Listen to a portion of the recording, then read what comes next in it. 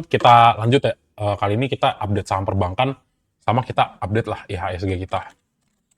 Jadi untuk composite ya. Jadi untuk composite yang di sini kita harus cermati apa, teman-teman? Nah, yang pertama untuk composite kita itu adalah ya teman-teman ngelihat nih, kita punya IHSG sebenarnya itu ya bagusnya ya. Bagusnya tetap bisa bertahan di atas 8.645.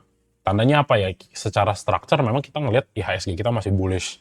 Tapi ya teman-teman lihat juga nih, ketika harganya udah mulai ada pelemahan lah, ketika dia mau mempertahankan 8.645 gitu ya. Jadi ya meskipun kita ngelihat wait di sini, nah meskipun kita ngelihat teman-teman ya, Mas ini demand-nya masih ada nih di sini untuk IHSG, apakah masih bisa naik?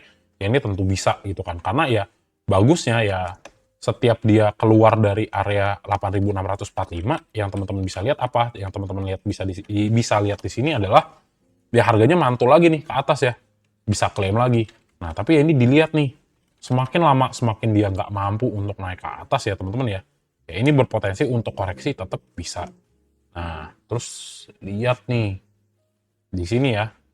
Nih, kalau misalnya nanti teman-teman bisa ngelihat IHSG turun bener-bener solid lah ya, solid, kagak ada ekor di bawah gitu kan, kagak ada shadow di bawah, ya ini next koreksinya ya potensi tetap ada nih ke 8.500. Itu ya, ini kalau 8.500 berarti kurang lebih 1,65%. Ya agak agak terlalu strong lah kalau misalnya koreksinya agak sejauh itu ya, tapi ya at least analisanya akan berbeda nih kalau misalnya teman-teman ngelihat IHSG kita koreksi. Dan apakah ini wajar? Ya koreksi ya wajar ya. Kenapa?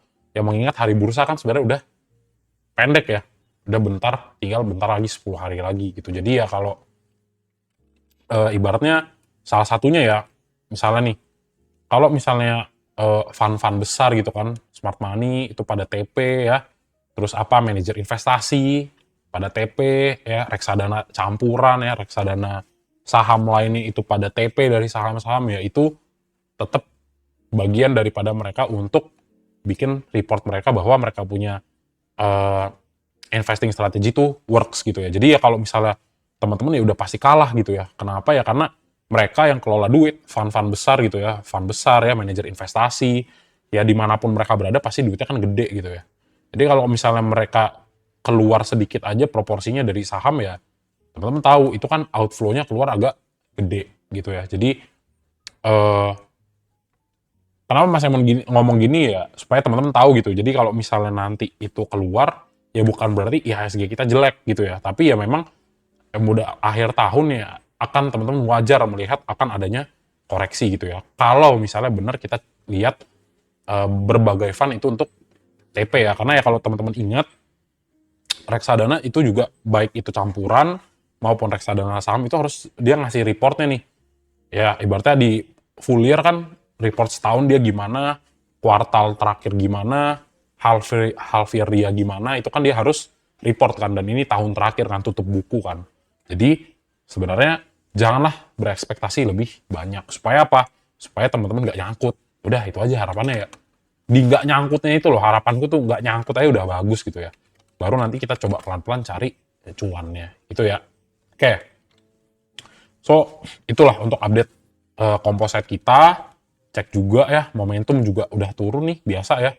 Stochastic slow udah mulai turun, MA juga udah mulai turun.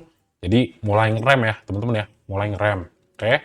Tapi ingat, nanti kita tinggal coba cek ya, nanti di akhir-akhir tahun coba Mas Emon bahas lah lebih banyak ya, sahamnya lebih banyak supaya teman-teman dapat nih gambaran-gambarannya per sektor ya. Kita stop dulu yang goreng-gorengan, kalau mau main gorengan kecilin, supaya ya bagus gitu ya. Oke, itu untuk IHSG dulu gitu ya. So, yang pertama kita bahas lagi, kita lanjut ke perbankan ya. Pertama dari BMRI dulu deh. Nah, BMRI ini sebenarnya udah kita lihat lah, kita udah berekspektasi lah dia bisa naik. Kenapa? Karena ya dari si BCA, BRI, BMRI, sama BBNI, ini satu-satunya yang kita lihat apa teman-teman? Ini satu-satunya yang kita lihat akumnya paling panjang. Jadi karena dia akum paling panjang, ya wajar nih dia bisa keluar lagi dari area ini. Gitu ya, wajar, ini sangat wajar. Nah, ini kita tinggal cek gimana foreign flow-nya daripada si BMRI gitu kan. Nah, Nah, BMRI, nah meskipun kemarin keluar ya kita tetap lihat inflow lagi. Dan keluarnya dia juga kan nggak sebanding dengan kalau teman-teman lihat ya dari tanggal 1 Desember yang akum terus. Belum kalau dilihat bawah-bawahnya. Ada buangan, ada. Tapi tetap lihat akumulasi daripada investor asing lah. Foreign investor yang masuk ke BMRI relatif masih gede dan masih bagus gitu ya. Ya tinggal dicek per tanggal ini aja BMRI siapa yang masuk. Nah, akum lagi ya. BK, aku, ZP ya. Aku, BK, ZP, akum lagi ya. Wajar harganya lanjut naik gitu ya. Jadi ya bagus gitu BMRI gitu ya. Jadi ya kalau dari sebelum-sebelumnya Mas Emen udah respon lah. Kalau misalnya masuk perbankan tipis-tipis, ini masih di bawah naik lagi ya bagus nih. Kalau buat teman-teman yang udah punya hold BMRI gitu ya. Gitu. Terus apa? Terus ya apa namanya kalau misalnya masih di bawah naik ya udah gitu happy cuan gitu ya. Terus kalau misalnya teman-teman lihat lagi ya ini bagus ya. MA5 MA10-nya kemakan ya ada potensi untuk naik lagi nggak? Ya tetap ada. Gitu ya. Jadi BMRI masih good lah overall gitu ya. Dia yang akumnya masih paling stabil. Nah, next lagi. Next lagi ya, lanjut ya. Jadi nggak terlalu banyak. Next BBCA ya. Nah, untuk BBCA, nah lihat ya, langsung loncat kodok. Nah, jadi apa? Wah, jadi kayaknya dalam waktu dekat ya teman-teman belum lihat nih. Mana nih?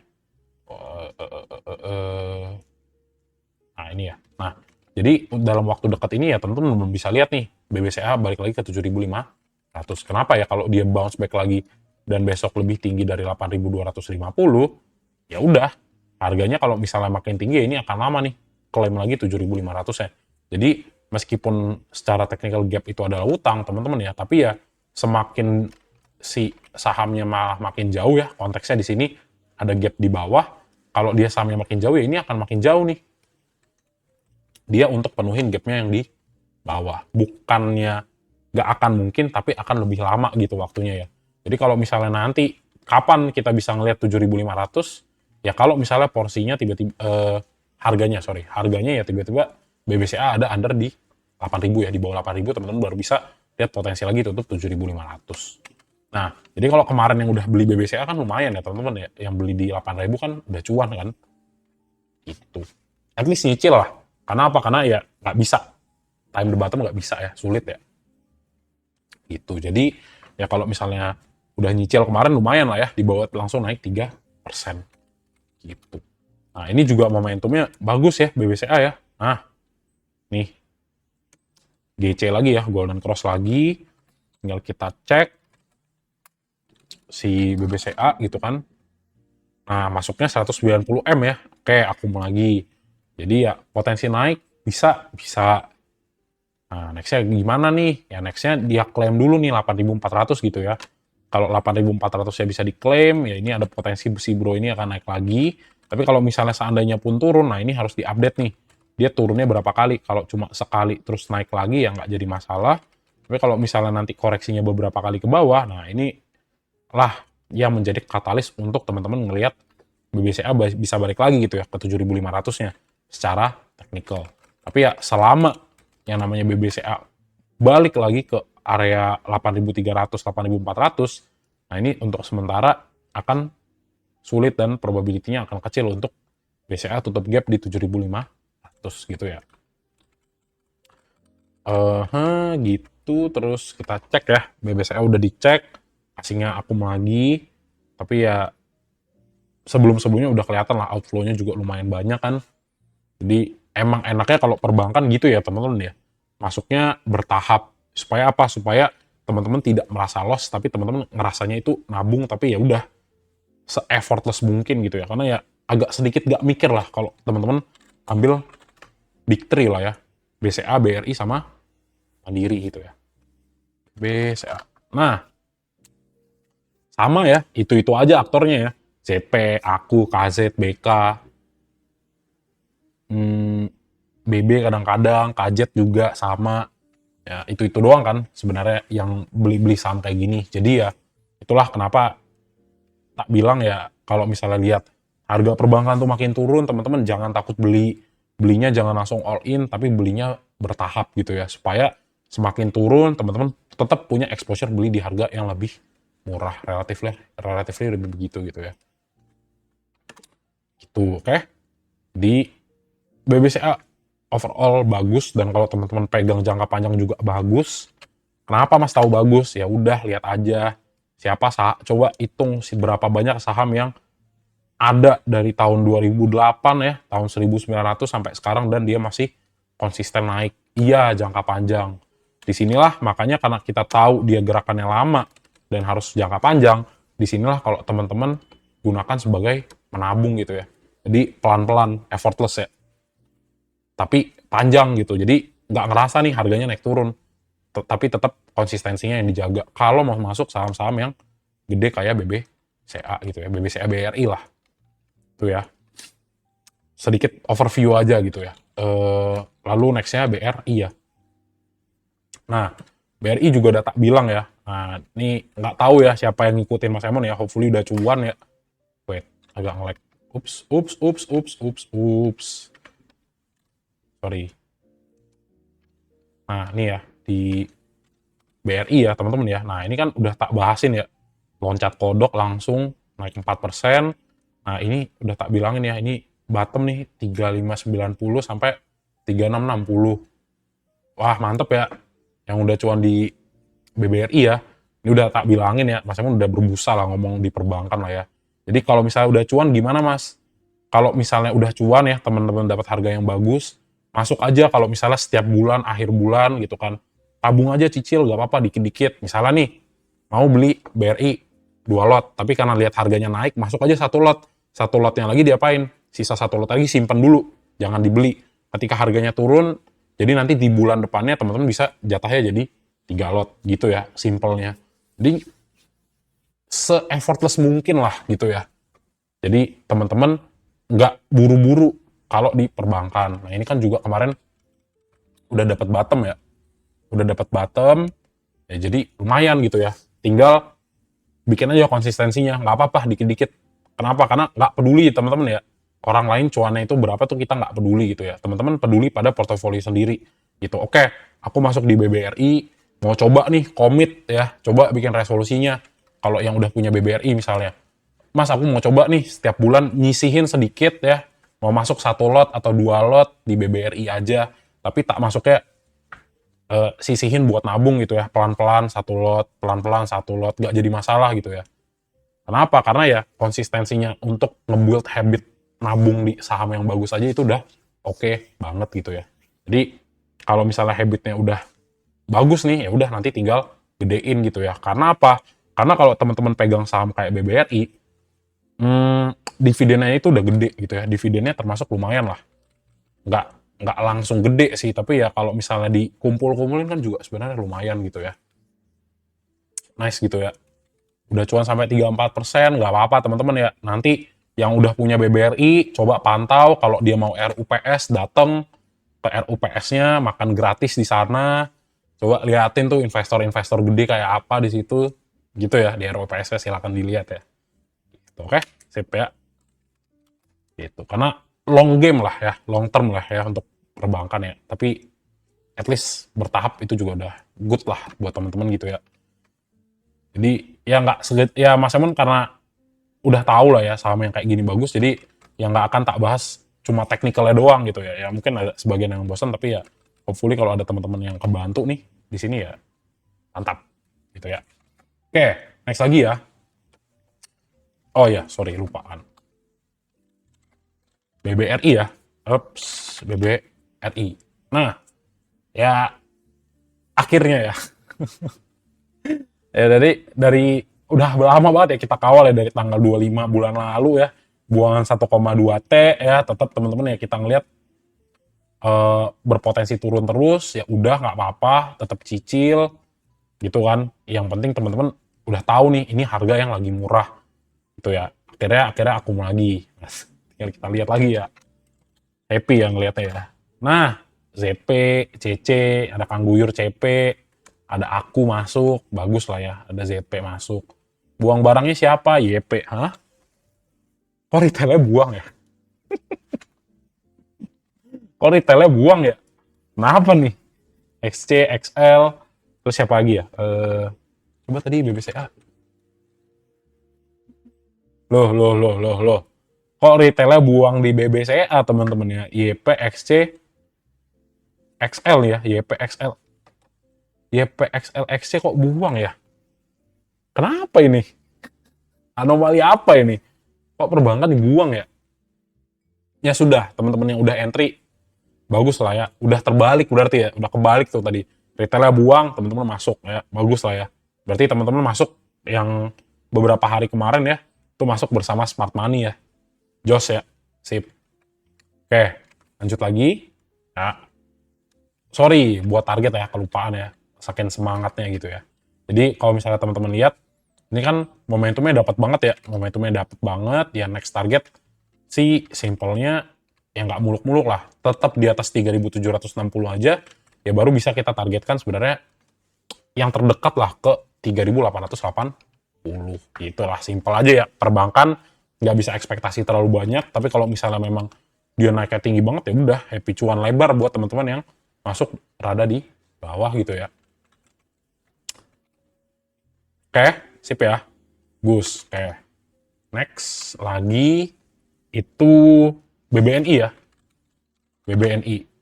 Nah, BBNI, teman-teman, nah ini juga sama. Ini sebenarnya salah satu yang Mas Emon sebenarnya B aja gitu ya dengan BBNI ya. Tapi ya, kalau misalnya udah masuk di sini juga nggak apa-apa. Emang bagus ya. Teman-teman tahu produknya ada ya. Teman-teman juga mungkin dari beberapa di sini banyak yang pakai gitu kan. Jadi ya memang dari kemarin kita udah ngeliat lah. Memang perbankan tuh banyak sekali yang banyak banget yang udah di bawah ya, udah oversold areanya. Nah, apakah bisa naik ya? Ini tetap masih bisa naik ke atas gitu ya. Nah, tinggal teman-teman lihat nih di sini gitu ya. Nah, nih ya, ini kan udah mulai naik ya. Ya potensi untuk lanjut lagi naik ke atas masih berpotensi gitu ya. Tapi ya kalau udah naiknya 4% sih, ya bisa aja sih. Tapi ya pelan-pelan lah masuknya ya. Gitu. Biar nanti kalau misalnya memang perbankannya naik lagi, teman-teman lihat makro kita bagus di ke depan ya berpotensi naik ya berpotensi sebenarnya perbankan sama ya, mencerminkan lah ya kalau perbankan naik itu ya mencerminkan masyarakatnya gimana nih, spendingnya bertumbuh nggak gitu ya. Nah next targetnya sama nih, ini kalau misalnya strukturnya ini bagus banget ya tetap potensi untuk breakout dari 4.500 tuh tetap ada, tapi itu tadi ya tetap wait and see lah seperti biasa ya untuk BBNI gitu ya. Nggak wait and see sih sebenarnya ya, di hold lah kalau teman-teman udah dapet ya. Sama apa ya, ini kan bagus banget nih. Nah nih, cakep ya, MA5, MA100, MA10. Ini crossing up ke atas. Ya kalau teman-teman pede ya, ini pede nih. Breakout ya, dari 4.500 ya. Ini bisa kenceng nih naiknya nih. Nih, set up lah sebelum ya. Ini pre-breakout lah kalau teman-teman masuk di harga-harga sekarang ya untuk BBNI gitu ya. Nah, kita cek foreign flow dulu untuk BBNI gitu ya.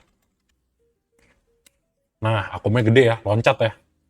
Nah, akumnya loncat teman-teman ya dari 2M tiba-tiba 131M. Kali cek BBNI. Boom, aku masuk, DP akum, DO masuk kecil. Nah, paling banyak siapa? Aku ya. Nah, teman-teman udah tahu nih, oh si aku belinya kapan? 30% di sini ya. 30%. Terus teman-teman lihat CP, MG, YP, pada buang ya retailnya ya. Sayang banget ya. XL ya, ini pada buang, wajar banget dia naik. Gitu ya. Bagus lah ya. BBNI masih bagus. Gitu, jadi ya mantep yang udah dapat. Kita next lagi ke Arto ya. Kita next lagi ke Arto.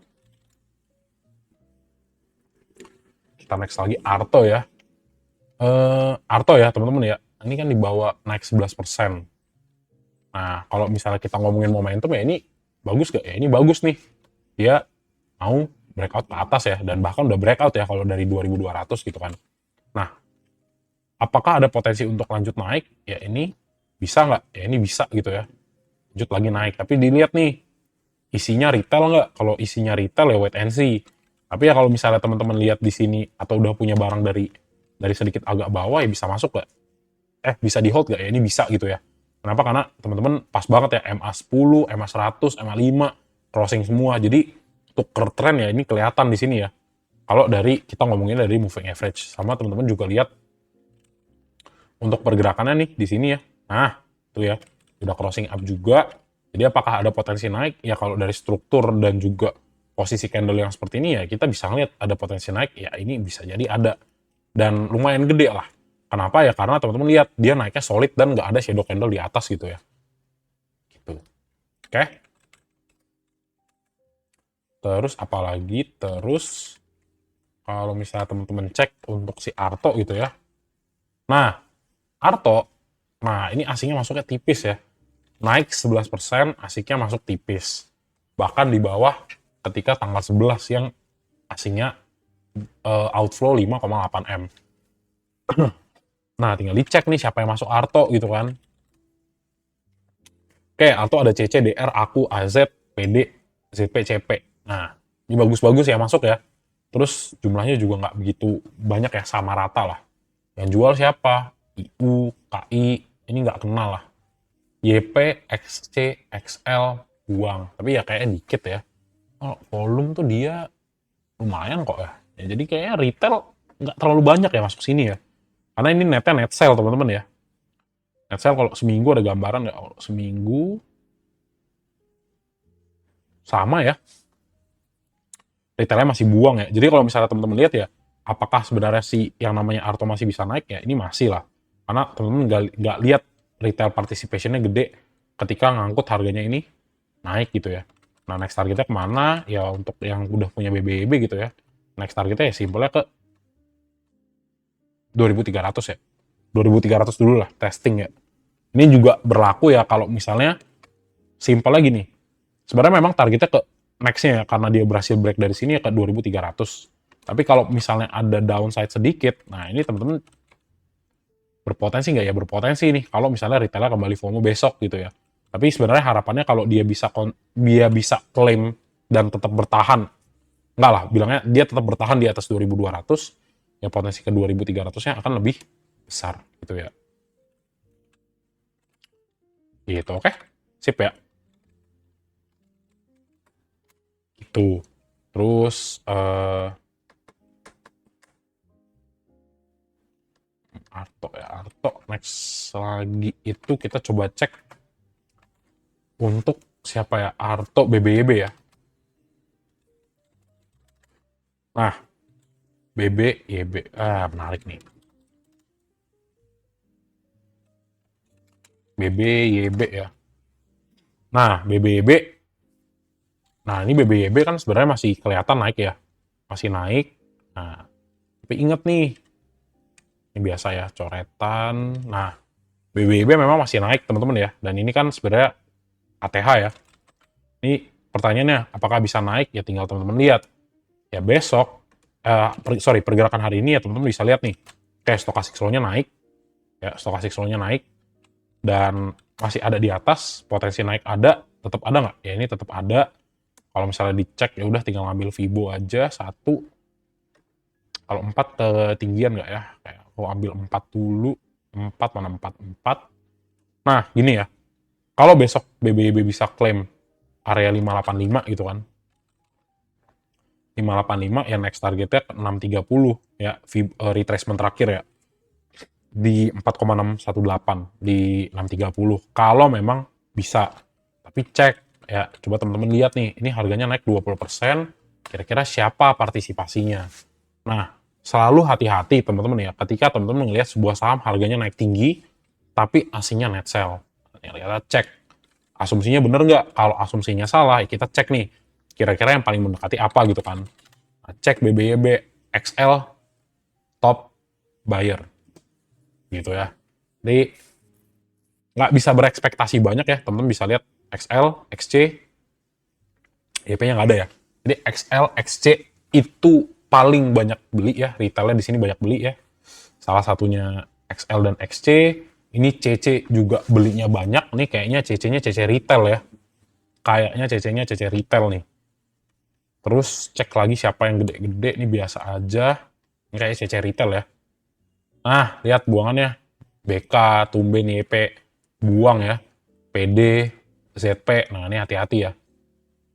Hati-hati, foreign flow-nya 2 kali turun, harganya naik gitu ya. Jadi kalau misalnya memang kita tidak ngelihat bener-bener full conviction yang kuat, hati-hati buat teman-teman masuk di BBYB gitu ya. Ini kan loncat kodok nih. Ya, paginya IEP loncat kodok nih ya. Ini loncat kodok nih, ada gap. Hati-hati ya. Terus ya kalau misalnya baru masuk-masuk di atas, pasang SL-nya atau yang udah masuk dari agak bawah, pasang trailing stop-nya supaya apa? Supaya kalau misalnya dia drawdown sedikit, at least teman-teman ngunci cuannya.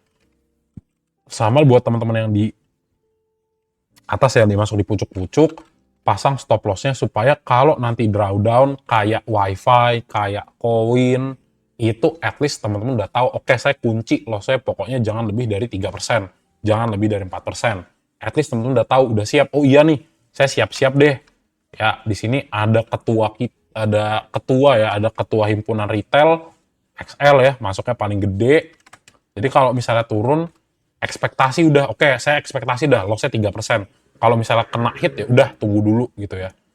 Kenapa ya? Karena ya dua arah teman-teman ya, tetap dua arah. Kalau misalnya naik ya udah happy cuan, kalau misalnya turun kira-kira saya keluar di mana nih seandainya teman-teman analisanya tadi itu tidak direspon oleh pasar gitu ya, tidak direspon oleh market gitu ya. Jadi supaya apa? Supaya nggak bingung gitu ya. Nah, simpel lagi nih, karena naiknya udah tinggi juga ya, 20%, ya seandainya ya, ini koreksi sedikit ya, nih kurang lebih ya agak tinggi lah. Nih, tak kasih 5% ya, di bawah dikit ya. 535 kalau misalnya nanti turun ya, teman-teman ya. Seandainya besok BBB koreksi 535, ini harus teman-teman ekspektasi terjadi gitu ya.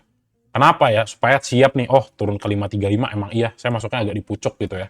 Nah, terus apa? Terus kalau seandainya naik gimana Mas? Ya udah, mantap teman-teman ya, langsung cuan. Nah, kalau besoknya cuan ya, harganya di bawah naik lebih tinggi lagi, at least teman-teman bisa naikin level SL ya, bisa naikin trailing stopnya. Jadi lebih di atas. Jadi kalaupun turun ya nggak rugi gitu ya. Gitu aja sih. Jadi kalau naik ya semua happy, tapi seandainya turun, apakah teman-teman siap menerima resiko kalau dia turun ke 535? Jawabannya kembali ke teman-teman gitu ya. Tuh, oke? Jadi biasa lah ya, Mas Emon pasang rem ya buat teman-teman supaya nggak FOMO gitu ya. Wah, BBYB naik 20%, kita sikat gitu ya. Jangan gitu teman-teman ya. Gitu. Oke? Nah, itu untuk BBYB tadi ya. Jadi kurang lebih untuk perbankan, satu lagi BBKP. Nah, BBKP naiknya 8%. Oke, hari ini naik 8%. Nah, kita cek structure bentar ya. Sebenarnya sih sejujurnya ya, Mas Emon nggak begitu suka lah ngebahas harga saham yang di bawah 100. Kenapa? Karena itu bener-bener rawan sekali bantingan dan goreng-gorengan gitu ya. Dan ya Mas Emon nggak tahu nih, ini audiens bener-bener semuanya investor yang bener-bener udah lama di market apa nggak tahu gitu ya. Jadi ya mungkin kedepannya akan sedikit jarang ya. Mungkin di gorengan series Mas Emon akan bahas yang goreng yang under cepet gitu. Tapi ya ibaratnya kalau misalnya BBKP ya karena dia perbankan dan kemarin fundamentalnya kita cek agak sedikit oke gitu ya, nggak agak sedikit sih. Dia bisa balik lah dari rugi ya, dari net loss jadi cuan gitu ya. Jadi fundamentalnya oke lah dia lah ya. Jadi agak sedikit exception lah buat BBKP gitu ya. Jadi ya harganya masih murah, 80-an, rawan sekali banting-bantingan seperti biasa ya, harga di bawah secepek.